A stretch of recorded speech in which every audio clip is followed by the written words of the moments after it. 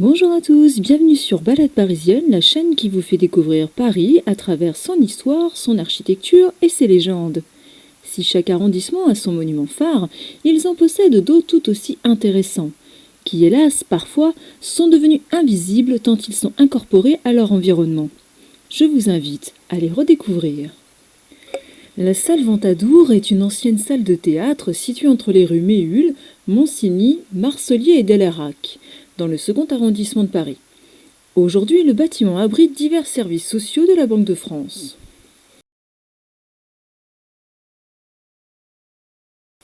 L'édifice s'inscrit dans le cadre de la fructueuse spéculation immobilière menée par la Banque Mallet.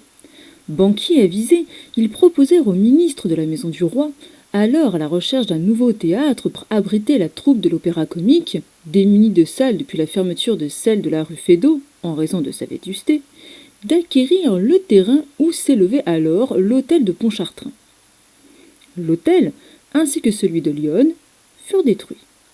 En 1826, la salle imaginée par les architectes Jean-Jacques-Marie Huvet et Louis de Guerchy est inaugurée le 20 avril 1829. Le privilège accordé dans un premier temps à Paul-Auguste Durcy, directeur de la troupe, passe à Jean-François Boursault, fondateur du théâtre Molière, à la suite d'une première faillite en juin 1830. Désormais propriétaire des murs, ce dernier délègue l'exploitation à plusieurs investisseurs qui font à leur tour faillite en raison de la période agitée. Nous sommes en plein dans la Révolution de Juillet. Les charges s'avérant trop élevées, Boursault renonce et la troupe de l'Opéra-Comique part pour le Théâtre des Nouveautés en septembre 1832, vacant à la suite de la dissolution de la troupe rivale.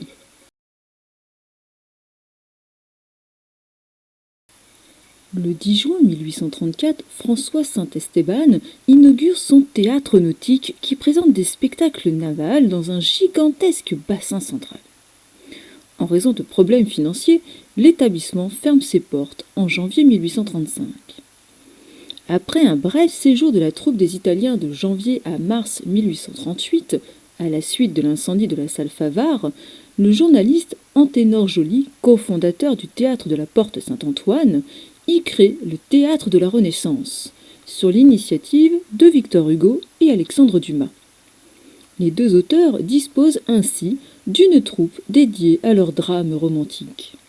L'établissement est inauguré le 8 novembre 1838 avec la création de Ruy Blas, avec Frédéric Lemaître dans le rôle-titre. Suivi en avril 1839 des créations de L'Alchimiste et de Paul Jones d'Alexandre Dumas, toujours avec le même acteur dans le premier rôle. En 1839, y est donné le célèbre bal du Carnaval de Paris. À cette occasion, le compositeur et chef d'orchestre belge Jean-Baptiste Joseph Tolbeck dirige son Galop des tambours qui remporte un immense succès. L'orchestre comptait alors 40 tambours. Le bal du théâtre de la Renaissance devient à cette occasion une référence festive du Carnaval de Paris. De nombreux opéras y sont représentés comme Lucie de la Reine Mort de Gaetano Donizetti ou La chaste Suzanne d'Hippolyte Montpoux. Victime des intrigues des théâtres parisiens concurrents, le théâtre de la Renaissance est contraint de fermer le 16 mai 1841. La troupe est alors dissoute. L'établissement renaîtra 32 ans plus tard sur le boulevard Saint-Martin.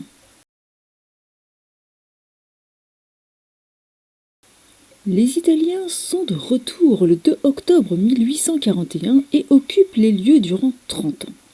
La troupe connaît un succès foudroyant.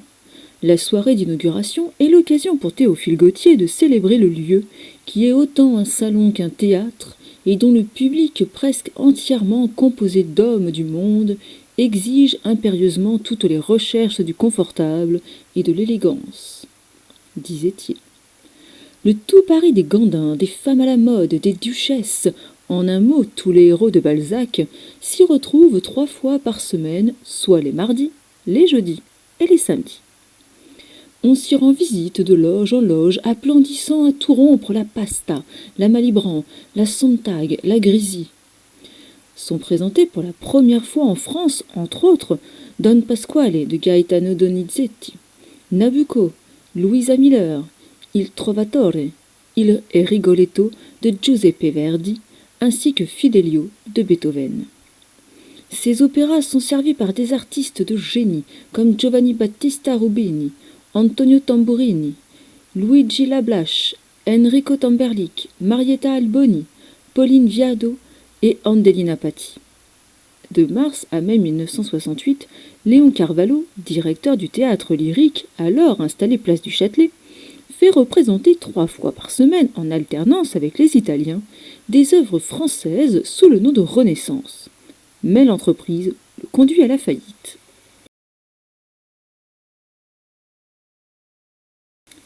La guerre franco-prussienne conduit en juillet 1871 à la fermeture de la salle et à sa transformation en ambulance sous le siège de Paris.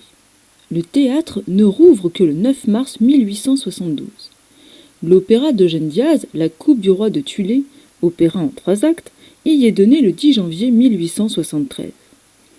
Hélas, la nouvelle direction ne parvient pas à renouer avec le succès et la faillite est prononcée le lendemain.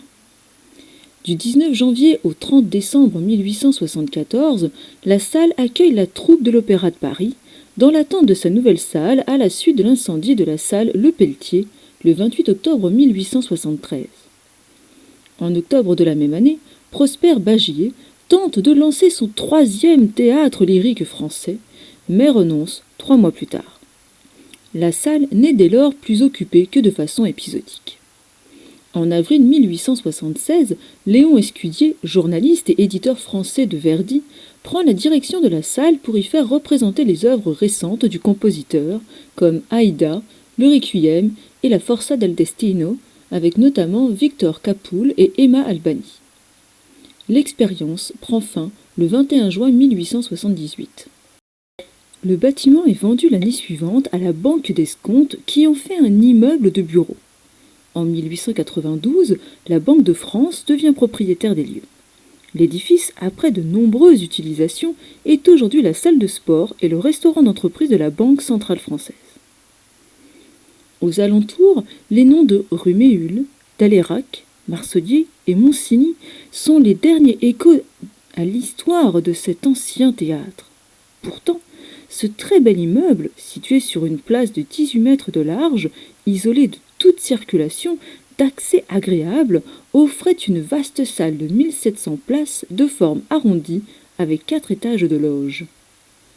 Je vous remercie d'avoir suivi cette nouvelle vidéo de balade parisienne. J'espère que la visite vous a plu et surtout que je vous ai aidé à découvrir un monument de Paris. Je vous dis à très bientôt sur le site et en attendant, je vous souhaite une excellente journée.